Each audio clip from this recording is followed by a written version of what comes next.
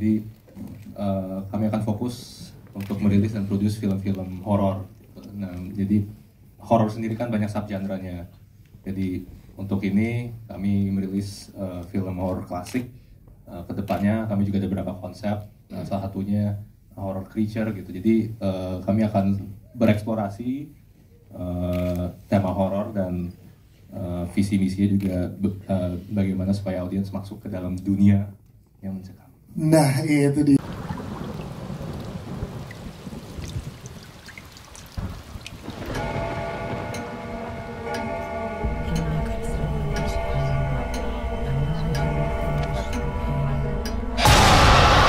Saya di-call sama Dunia Mencekam dan Maksima dengan Pak Yunka ya, dengan Pak Arvin.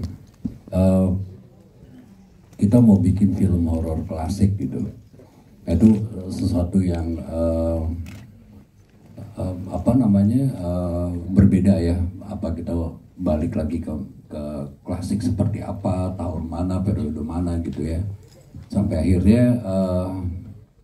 akhirnya kita bawa, kalau horor klasik kan memang semuanya basicnya adalah ada drama, basicnya juga ada relationship, biasanya family. Film-film luar zaman dulu juga begitu gitu ya. Nah, paling emosi yang bisa dieksplor adalah ketika sesuatu terjadi antara orang tua dan anak, apakah itu ibu dan anak gitu ya, atau ayah dengan anak gitu. Jadi kita mengambil background hubungan antara ibu dan anak, dan itu yang bagaimana terjadi kalau memang ini jadi sesuatu yang mengerikan, hal yang teror gitu. Nah, baru kita sambungkan dengan treatment horor, maupun di situ juga sejauh apa pengemasannya gitu ya. Sampai aspek production juga, teknis juga kita juga bawa itu sesuatu yang klasik ya. Semoga aja bisa menghibur ya, itu sesuai harapan semuanya. Siap, terima kasih.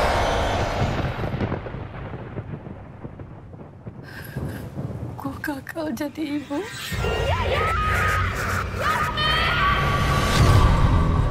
Gak ada satupun orang tua di dunia ini.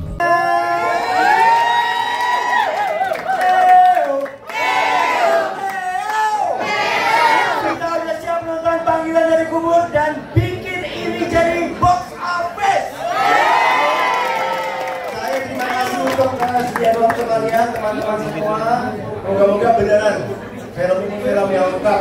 Ada horornya, ada dramanya, dan ada Nirina Zubir. Ya.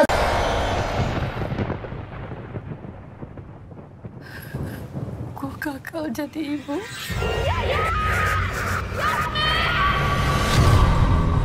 Gak ada satupun orang tua di dunia ini.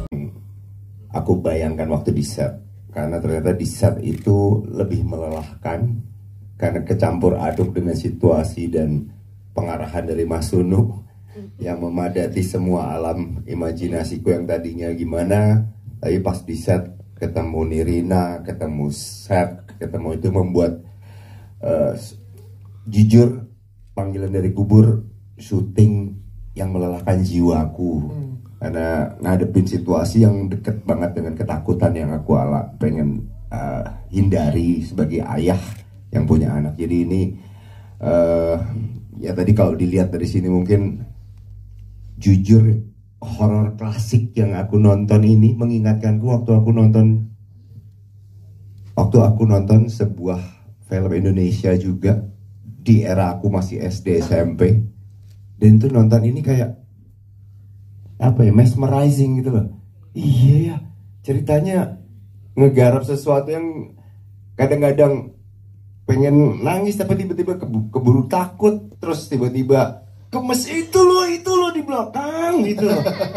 Saya sebagai pemeran, padahal saya udah tahu di ceritanya pada kita syuting, tapi begitu udah terjadi sebuah jahitan-jahitan, Panggilan dari Kubur ini buat saya sebagai pemeran di film ini ada hal yang ditawarkan Yang pernah kebayang untuk menguburkan anaknya sendiri. Banyak-banyak berdoa buat Yasmin.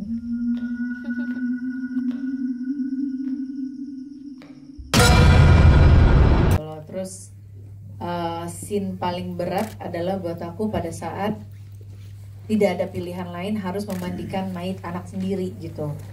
Jadi waktu pas lagi ngerjain itu tuh kayak nggak pengen ada di situ tapi harus ada di situ, tapi harus nggak pengen mengolek memori gitu. Maksudnya kan kalau kita sebagai pemain tuh kan biasanya apa yang kita mainkan itu adalah bagian dari yang kita koleksi di memori kita gitu. Tapi kan aku nggak punya nih memori ini, dan amit-amit gitu ya, semoga juga nggak akan ada gitu.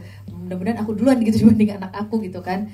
Cuman pas lagi kejadian ini ngebayanginnya aja udah getar sendiri sih gitu. Jadi kalau dibilangin aduh pendalaman, kayaknya nggak, bukannya bilang pendalaman ya, tapi kayak if I imagine myself in that position gitu, benar-benar itu hancur sih, hancur banget. Jadi nggak pendalaman yang gimana-gimana, ditambah lagi ngomong juga sama Mas Unu, Mas gimana nih Mas, ini adegan yang ini aku susah banget nih Mas ya.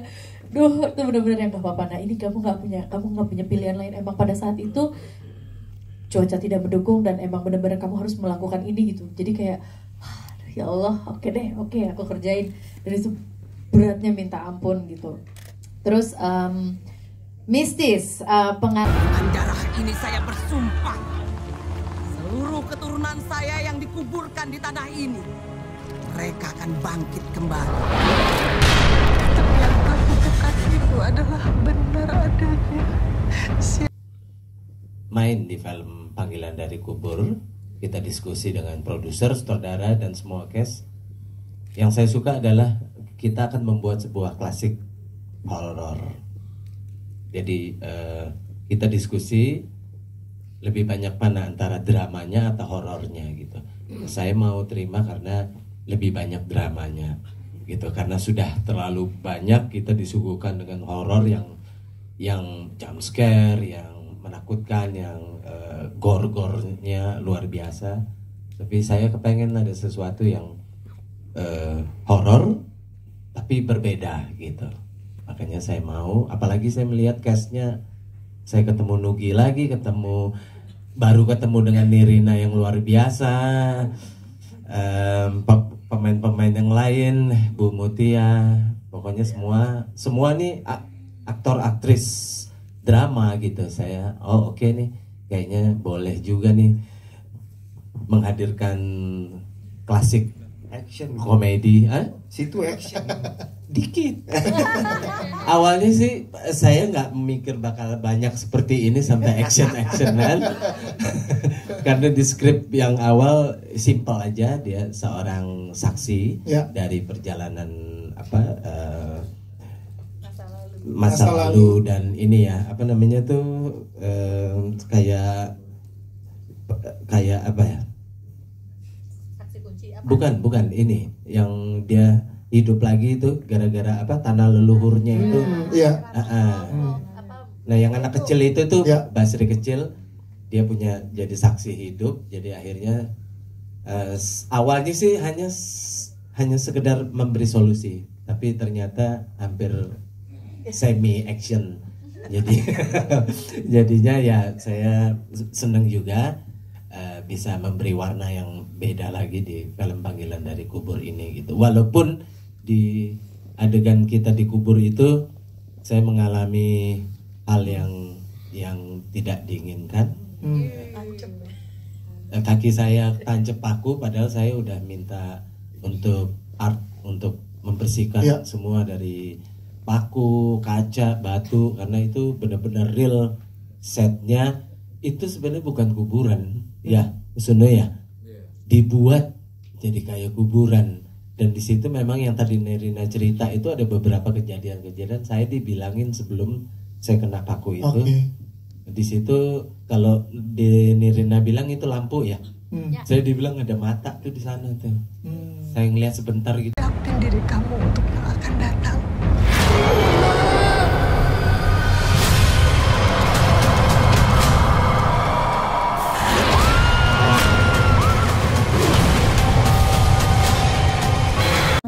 Sebenarnya Ibu Dewi itu adalah seorang ibu yang punya trauma. Ketika waktu dia kecil kan bersama ibunya itu dia melihat suatu kejadian, tapi kan dia tidak tahu apa yang dikatakan sama orang-orang di luar sana. Ya. Nah, makanya dia tanya ke Mbak Sri waktu duduk berdua di halaman waktu malam tuh, nanya kenapa, kan saya nggak tahu jadi apa sebenarnya yang diomongin. Ya udah, jadi ya ternyata ibunya sendiri dituduh sebagai dukun santet. Jadi ya itulah, jadi karena trauma itu dia menjadi seorang ibu yang selalu cemas, ya kan, tertutup gitu. Jadi ya tertutup apa ya? Misterius, yes. Jadi dia kayak memikirkan sesuatu, tapi ya seperti itu. Jadi memang menurut saya memang ya itu sih agak sedikit sulit juga untuk menjaga emosi-emosi itu. Menjaga kita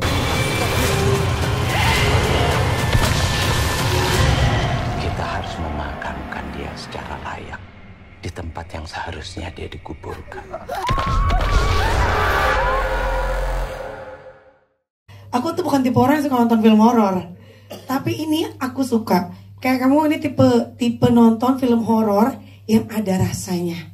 Nggak cuma dar-der-dor di depan doang, tapi kamu pulang, kamu ada rasanya, ada iya, kamu ingat sesuatu gitu. Ada hangatnya, ada rasa kehilangan, lalu ada bangkit lagi, ada satu pesan moral yang kental sekali gitu. Di tengah-tengah kayak kita bilang musibah, ya musibah apapun itu, kalau kita sekeluarga bisa saling bahu-bahu, pasti kayak bisa bangkit lagi. Itu sih.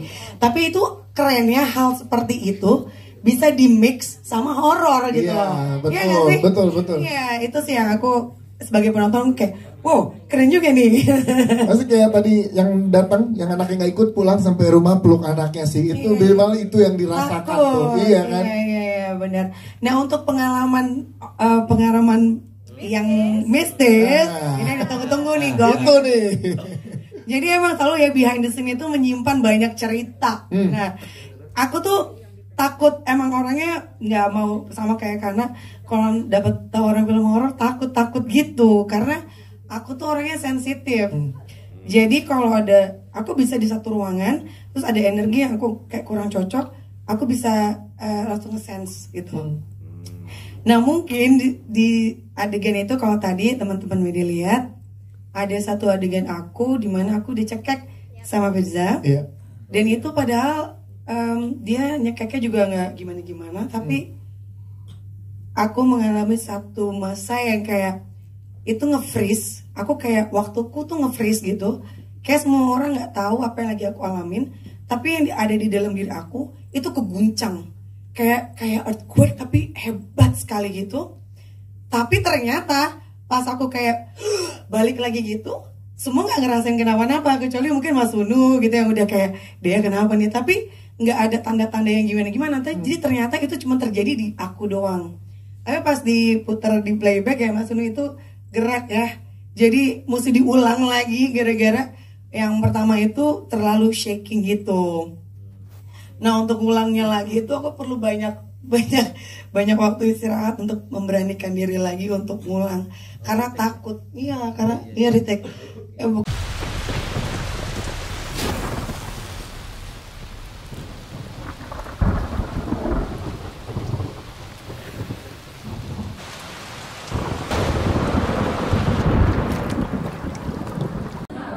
Panggilan dari Kubur, sebuah film horor karya Dian Sunu Prastowo. Ini adalah sebuah film horor yang lebih kental dramanya. Bayangkan bagaimana perasaan seorang ibu yang di sini diperankan oleh Nirina pada saat dia memandikan jenazah putri tunggalnya yang masih anak kecil. Ini sangat mencekam, dan ini memang produksi perdana sebuah perusahaan film baru, PH Dunia Mencekam.